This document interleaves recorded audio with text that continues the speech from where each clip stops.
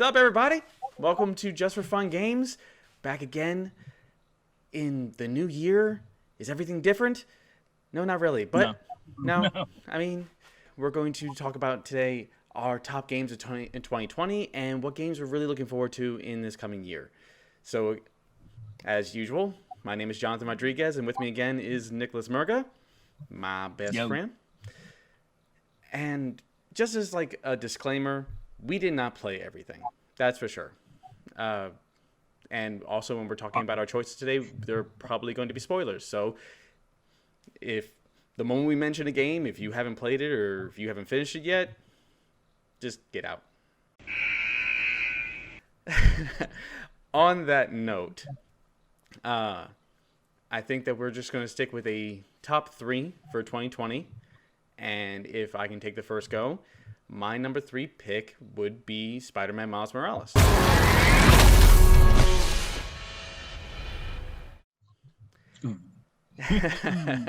Which a lot of people feel like that this game is just glorified DLC. But for me personally, the length of the game doesn't matter. If the entire time you're playing the game, you're having fun. I think I spend more time swinging through that game and trying to do tricks while in midair than paying attention to where I'm going. I say, yeah, I mean, be fair, because you honestly stole one of my games off my list. Oh, no! I would say Miles Morales was number 2 for me. Oh. So. Oh, okay. All right. Well, then what's your number 3? What's your number 3 then? Hate to say it. I am not done with it, though. Cyberpunk.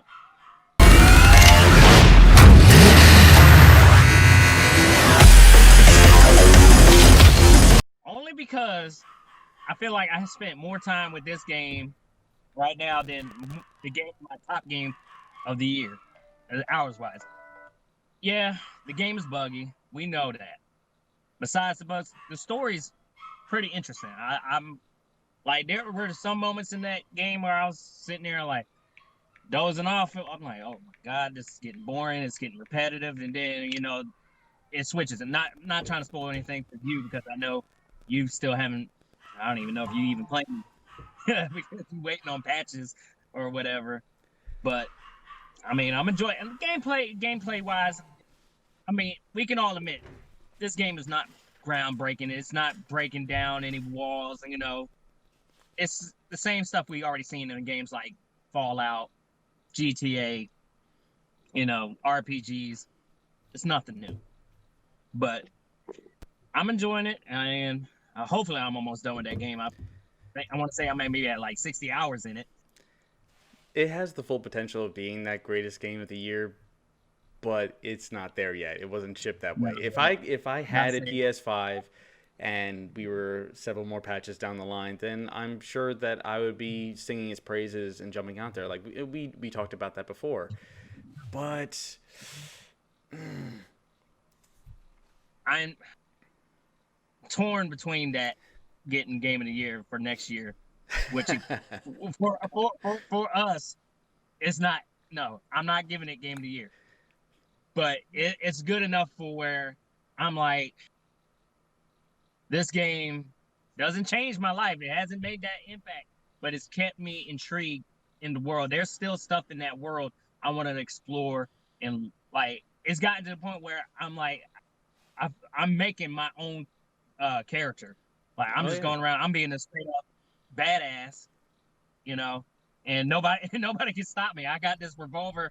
That's like a one-shot kill. I don't know if I broke the game or something. Oh. But just because I'm not playing the game doesn't mean I have been keeping up on certain interesting little tidbits from it. Have you found the handgun that actually talks to you? Best gun. Best gun. What the hell are you? Skippy. Skippy. Seriously. Increasing volume by 66%. Name. I'm not deaf. Understood. Hearing within norm. Possible issue, low IQ. And I've seen all the great screenshots you've been taking in the photo mode. Like I wish I had the patience and the talent to try and pick up those kind of skills. I tell you, look, that's probably why my hours are so high in this game, because I be messing around. I see a nice spot, be like, oh, this looks like a good spot to take a photo shoot. Now, and I swear to God, I spent an hour. I don't know if you saw my pictures from last night. I spent an hour doing those photos. I was like, I gotta get it right. I gotta get the shadows right. I'm like, that's my artistic mind coming into play. In that vein, I was trying to take those kind of photos in Spider-Man Miles Morales, but every time I tried to do a trick, trying to quickly like pause it so I can get to photo mode, ruined the whole thing. Laying back. Not anything. I just wanted to mess around with it. It's way harder than it looks.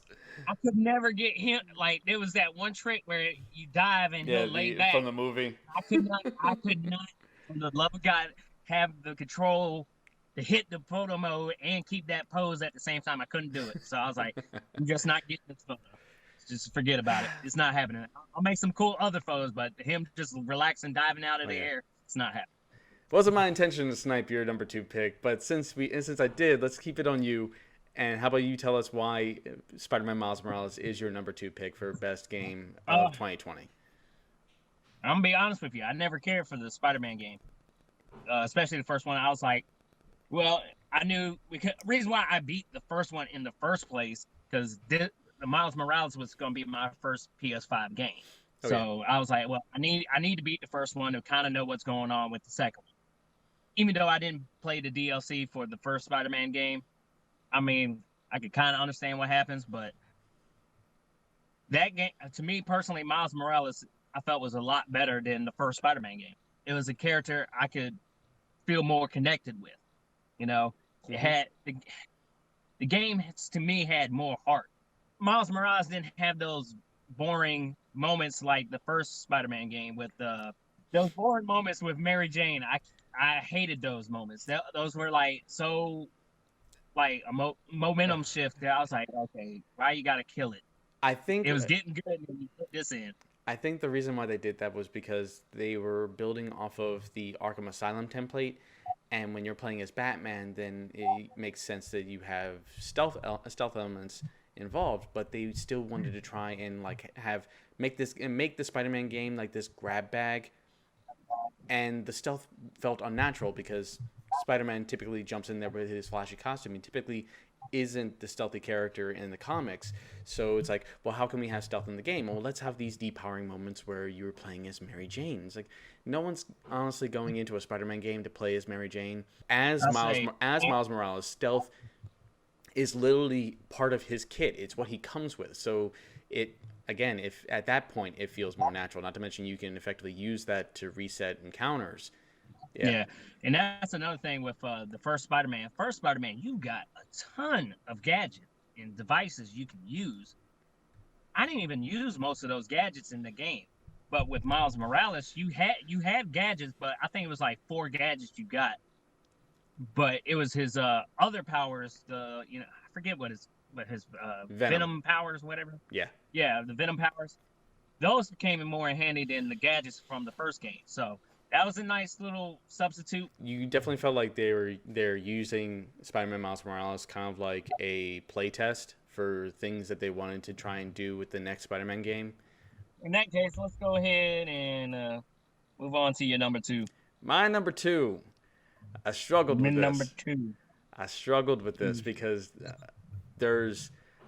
in my mind, they're both number 1 for different reasons. There's a number 1 because I loved it the most, and then there's a number 1 that's like I know I played it the most.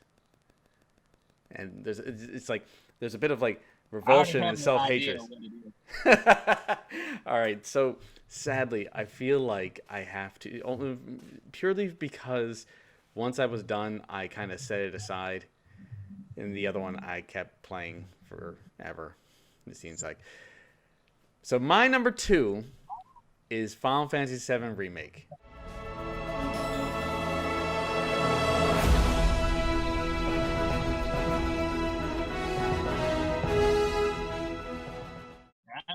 I knew it.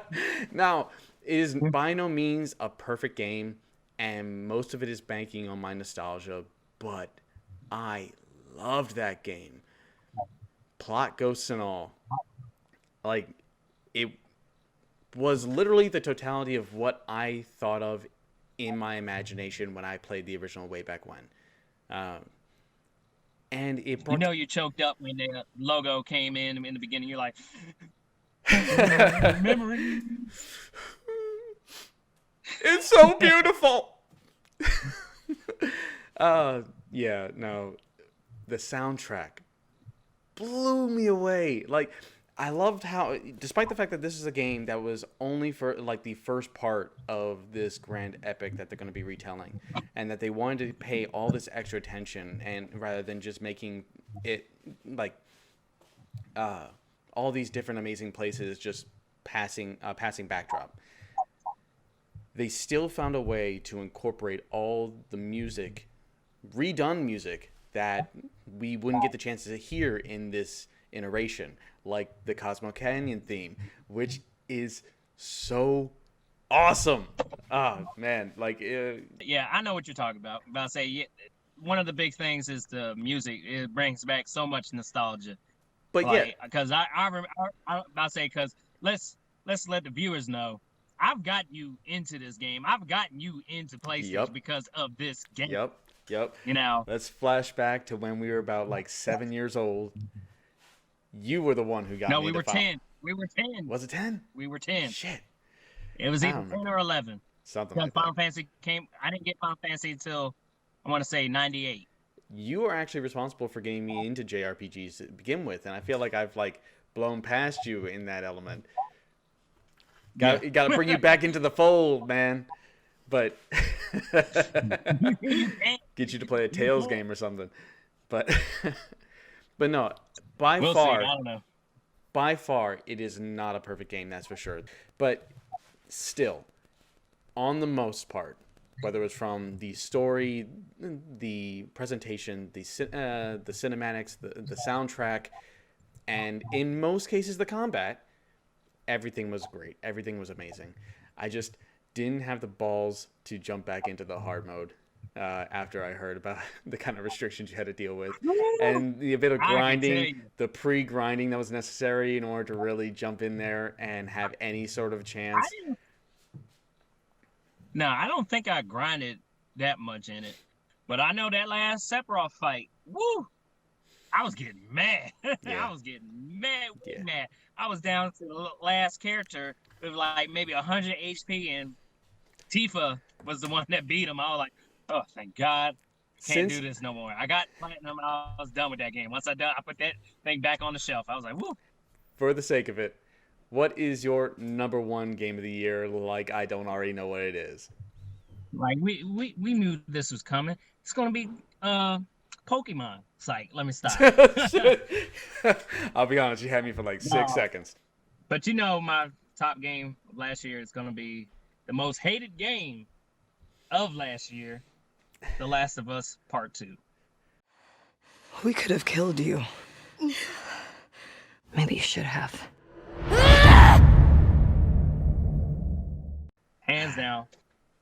Bold decisions by Naughty Dog to put this game out. Because I'm going to be honest with you. The first game, the way it ended, I did not like it.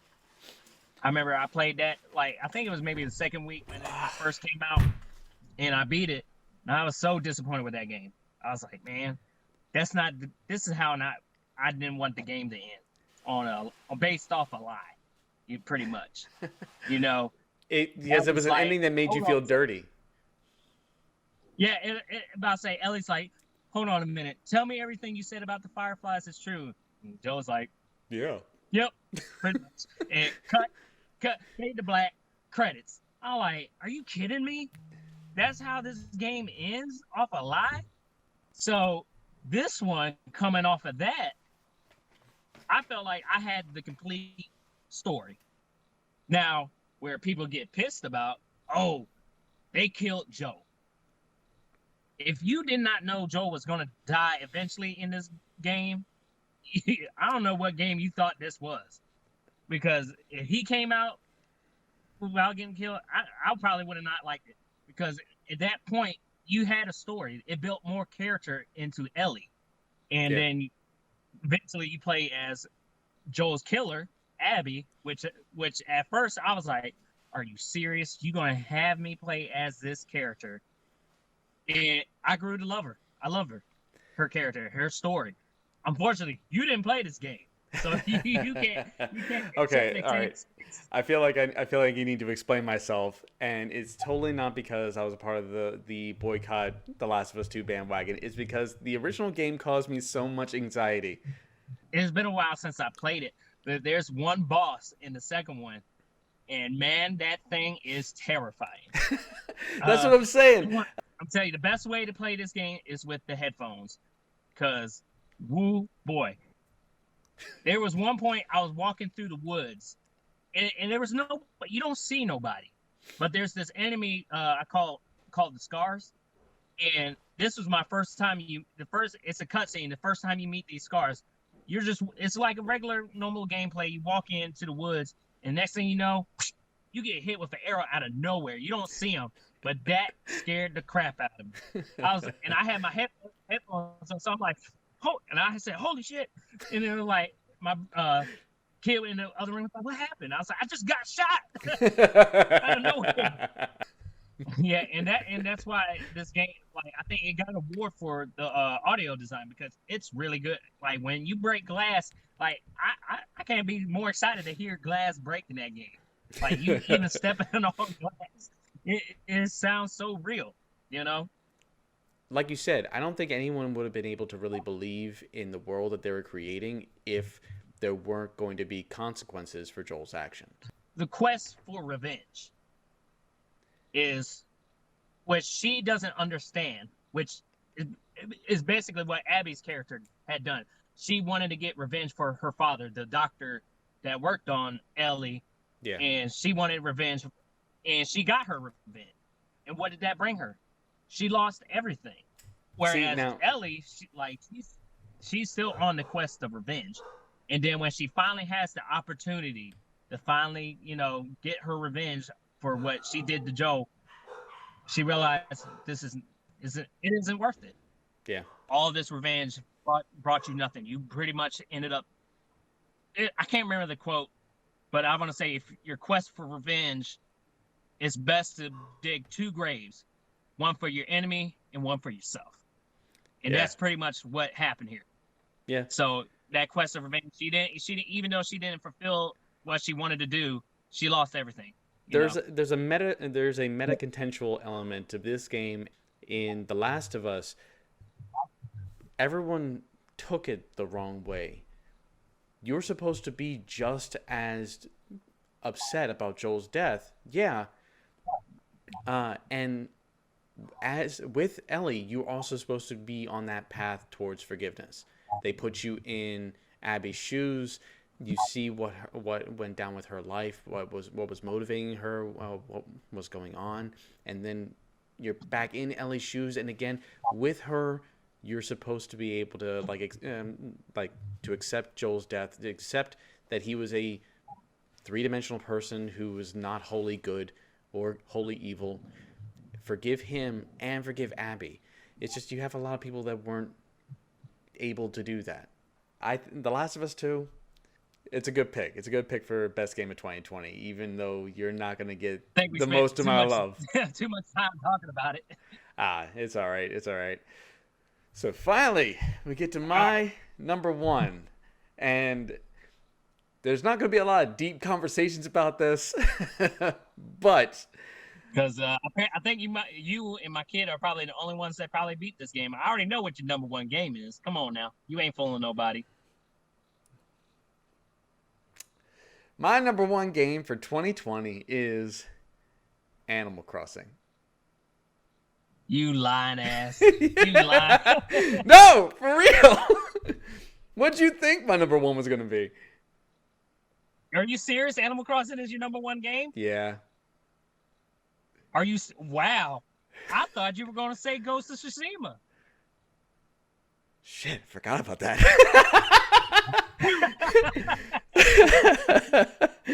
Wow. if we had made this a longer list, I probably would have put Ghost of Tsushima on there. But I never felt like Ghost of Tsushima did anything past its combat as well as it wanted to. It's a gorgeous game, but for me particularly, it gets dragged down by its story. I never beat it, so.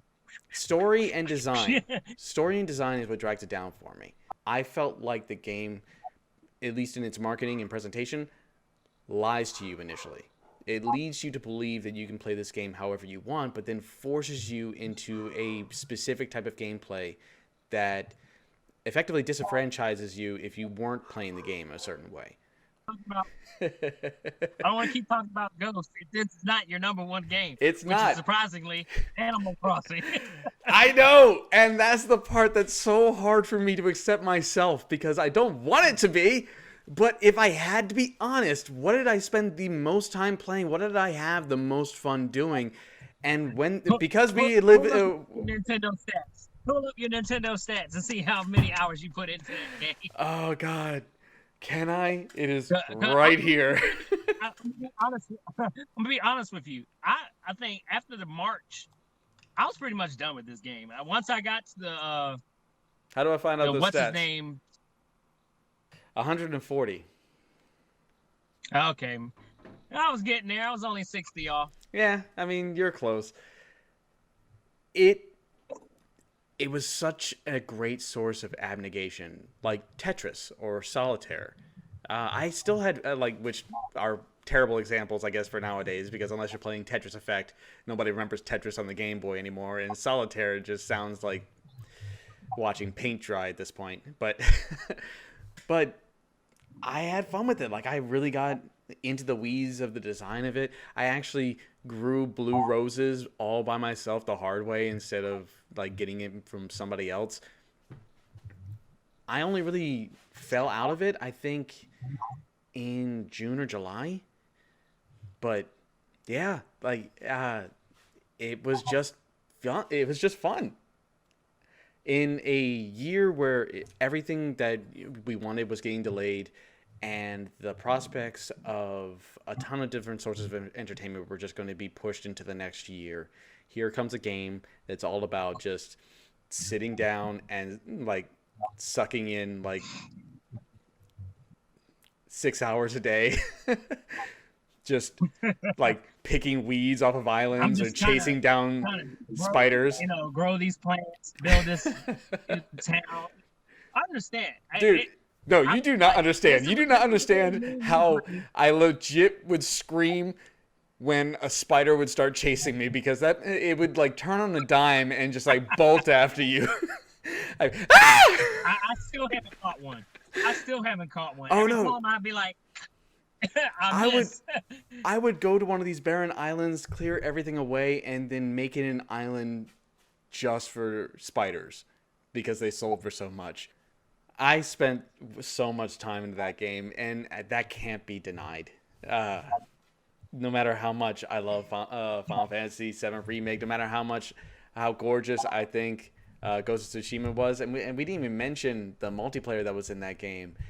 No matter how much I like Miles Morales, I didn't play it. What did I play the most this year? I feel like has to be like, feels like when you're back in, like, high school and you're looking at how your grade is broken down, and classwork is like 40%. It's like it feels like time spent played should be like that massive chunk. If that was the case, John, Fortnite would have been my game of the year. I put too many hours into that game. Fortnite didn't come out in 2020, mister. Shockingly, Animal Crossing is your number one game. But yeah, I mean, I'm not saying it's a bad game, but it was just a game I liked it and then just quickly fell off because I felt like this wasn't a game I could constantly play every day. But for a game to last me like 5-6 months out of the year, that's gotta count for something. But we are done with 2020 finally. We are moving on to hopefully bigger and better things. Yes. Get out of here. So even though the same problem still exists in 2021, yeah, we're gonna be positive. But at least for now, those release dates haven't changed. So looking ahead to 2021, what are our most anticipated titles? And since I just was the last person to speak, let's begin with you, Nicholas Merker. What are your most anticipated games for 2021? Sadly, I'm gonna just have to say the PlayStation lineup. The whole lineup. I mean, the whole lineup, the ones that we know. Yeah. So it's supposedly coming out this year. Hold my breath. God of War, Ragnarok. Hopefully, it's saying 2021. Please. I don't Pray know. to my God. Horizon Forbidden West, which I still need to beat the first Horizon. Put that down. We don't need to see it. I need to put it on my wall. We don't need to see it. I need to put it on my wall. So yeah, got God of War, Horizon, Ratchet and Clank. Oh, you mentioned and, it. Returnal. Returnal is another good one. I'm trying to think of any other games that I was like, ooh, that kind of good. Deathloop, Final Fantasy 16. Say what now? Final Fantasy 16. Nah. No, hold on now. This game is being developed. This game is being developed by the guy behind Final Fantasy 14, and even though I still am struggling to get you in there, that is quintessentially is becoming the best Final Fantasy story. Period. Well, I don't see it, but anyway, you gotta play it to see it. Just tell me. Shit, man. I'm kind of not now. No, I know, like you said before in the last video, like we're not trying to hate on Xbox or anything like that. I think the only game on the Xbox that like someone has me like, oh God, I gotta play that, is the Medium, which is I think is made by some people from the original Silent Hill team or whatever like that. So I'm looking forward to that game, but other than that, there's no Xbox or Microsoft games that I'm really looking forward to, unless they got something secret up their sleeve. Maybe hell, if it comes out next year, or I mean this year. I mean, I can't say that no more. Hellblade 2, if it comes out this year. Yeah, I kind of skipped over that, but it always looks really good and intriguing. I mean, yeah, I was expecting you to go with like a couple of games, but you hit the nail on the head. For what we know about what's coming out in 2021, you're basically going to find it on PlayStation at this point. I mean, we're still not even entirely sure we're going to get Halo Infinite on Microsoft consoles by December 2021. It's like that's a huge leap from what was originally going to be a launch title, and good for them, honestly. Because like if Cyberpunk has taught us anything, it's like trying to rush this shit out. If it's not done, it's not done. Trying to narrow this shit down, just for a lack of details. While I would say that my most anticipated game of 2021 is God of War, we haven't seen anything. I have all the hopes and dreams, but we haven't seen anything. But for me, what I would actually say is my most anticipated game is Ratchet and Clank. If y'all don't know, that is the back in the day, video games came with instruction manuals where you learn information about the game and such. That is the instruction. Yeah, that is the instruction manual from the original Ratchet and Clank that came out on the PlayStation 2. And like, I really need to frame it because it's getting kind of damaged at this point. I would hope, but I highly doubt it's going to happen. I would wish for a Jack and Daxter remake, the first one. See, connected to that, what I'm hoping for as we inch towards the release of Ratchet and Clank: A Rift Apart, which is, I believe, the title of the new one. Yeah. What might be missed because it's been an entire generation without a continuation of the story that they began constructing. I hope that they come out with an HD remaster of the PlayStation 3 era Ratchet and Clank games, because that was when they really started going at a continuous narrative, telling a story, and this latest game is actually going to be a continuation of that story. So as like a refresher, I'm really hoping that they bring that back. A lot of fans though, because I haven't played it. the one on PS4, that was what, just based off the movie, or that was a whole another thing? It's based off the movie that was based off the game. No, for real though, it's a remake and rehashing of the original Ratchet and Clank game. It made Ratchet less of a douche, because if you look back, Ratchet was kind of a jerk for the majority of the original Ratchet and Clank game. So that's what I'm hoping for. There's a lot of fans that think that they're going to use this opportunity, since you're going to be transitioning to different dimensions, to have us show up in, like, have a Jack and Dexter cameo, maybe a Sly Cooper cameo. Yeah, like when they showed that trailer, I was like, this is it. This is the crossover. Come on. And it's just a female Ratchet or whatever. I forget what's her name. But I'm hoping. Did they give her a name? Female Lombax. Check your terminology. You know, but I say, I haven't played Ratchet and Clank. I haven't played see. You know, there's an underlying shit here. I was the Jack and Dexter guy. Yeah. Okay? Yeah. Sony back in the PlayStation 2 era and a bit in the PlayStation 3 era had its own internal rivalry going on with mascots, where it was Ratchet and Clank versus Jack and Dexter, and like the redheaded stepchild of the Trinity was Sly Cooper.